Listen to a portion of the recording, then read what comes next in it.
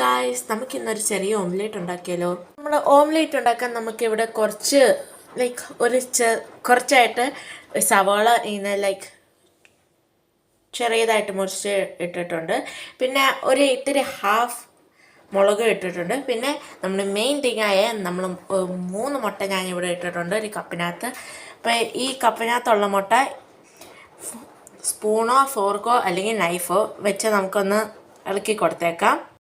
നമുക്ക് വേണമെങ്കിൽ ആദ്യം മുട്ട മിക്സ് ചെയ്തിട്ട് നമ്മുടെ സാധനങ്ങളൊക്കെ മിക്സ് ചെയ്യാം. അല്ലെങ്കിൽ ആദ്യം നമ്മൾ അരിഞ്ഞ് വെച്ചേക്കുന്ന സാധനം വെച്ച് മുട്ടയിലോട്ട് ഇട്ടിട്ട് പിന്നെ മുട്ട മിക്സ് ചെയ്യാം. അപ്പോൾ എങ്ങനെയാണെങ്കിലും ചെയ്യാം. അത് ഇങ്ങനെ ഇളക്കി മുട്ട മിക്സ് ചെയ്യാൻ പോവാണ്. അത് കഴിഞ്ഞിട്ട് നമുക്ക് ഈ സാധനങ്ങളൊക്കെ ഇടാം. മിക്സ് ചെയ്തിട്ടുണ്ട് ഗൈസ് മുട്ട. പിന്നെ നമുക്ക് സവോളയും ഈ പച്ചമുളകും നമുക്ക് ഇതിലോട്ടിട്ട് കൊടുക്കാം. ഈ നമ്മുടെ സാധനങ്ങളൊക്കെ ഇട്ടിട്ടുണ്ട്.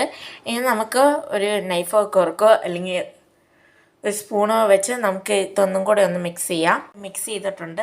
ഇനി നമ്മൾ മറക്കാത്ത ഒരു കാര്യമാണ് ചെയ്യേണ്ടത്. നമുക്ക് ഉപ്പിടുന്ന ഒരു ടീസ്പൂണ് ആണ്. നമുക്കിതൊന്ന് ഇളക്കി കൊടുത്തേക്കാം. ഇളക്കിയ സാധനമാണ്. ഇനി നമുക്ക് നമ്മുടെ പാൻ എടുത്തിട്ട് തീയിൽ വെക്കാം. ഇവിടെ പാന് ചൂടുത്ത് വെച്ചിട്ടുണ്ട്. കുറച്ച് നേരം നമ്മൾ ചൂടായി കഴിഞ്ഞിട്ട് നമുക്ക് എണ്ണ ഒഴിക്കാം. നമ്മുടെ പാൻ ചൂടായി തുടങ്ങിയിട്ടുണ്ട്. ഇനി നമുക്ക് 1 or 2 ഡ്രോപ്സ് എണ്ണ ഒഴിക്കാം.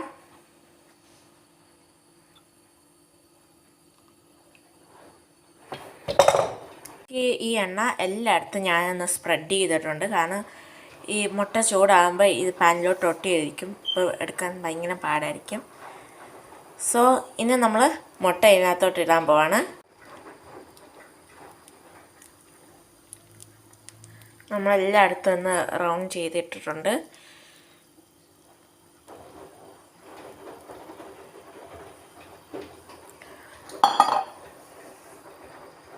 നമുക്ക് ഇത് ചൂടാകുന്നപ്പോൾ നമുക്ക് ചൂടാകുന്നതും വരെ നമുക്ക് വെയിറ്റ് ചെയ്യാം.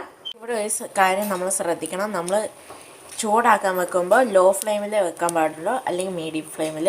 ഇനി എക്സ്പേർട്ട് ആണെങ്കിൽ മാത്രം തന്നെ ഹൈ ഫ്ലെയിമിൽ വെക്കും. മുട്ട അപ്പം ചെറുതായിട്ട് ചൂടായിട്ടുണ്ട്. നമുക്ക് അപ്പുറത്തോട്ട് സൈഡിലോട്ട് ഇട്ട് കൊടുക്കാം. സോ ഈ കാര്യത്തിൽ നമ്മൾ ഭയങ്കര സ്കിൽഫുള്ളായിരിക്കണം. എനിക്ക് ഈ കാര്യം എന്ന് അറിയാൻ ഭയങ്കര പേടിയുള്ള കാര്യമാണ്. സോ മനോഹരമായ മുട്ട ഇപ്പം ഞാൻ തിരിച്ചിട്ടപ്പോൾ ഇങ്ങനെ ആയി. ഇപ്പം ഗായ്സ് നിങ്ങൾ കമൻറ്റ് ചെയ്യണം, നിങ്ങൾക്ക് എത്ര പേർക്കാണ് മുട്ട നല്ലതായിട്ട് ആ റൗണ്ട് ഷേപ്പിൽ ഇടാൻ പറ്റിയെന്ന്. ഇനി നമുക്ക് നമ്മുടെ പ്ലേറ്റിലോട്ടുള്ള വെക്കുന്ന കാര്യങ്ങളൊക്കെ തുടങ്ങാം. ഞാൻ നിങ്ങളോടൊരു കാര്യം പറയാൻ മറന്നുപോയല്ലോ.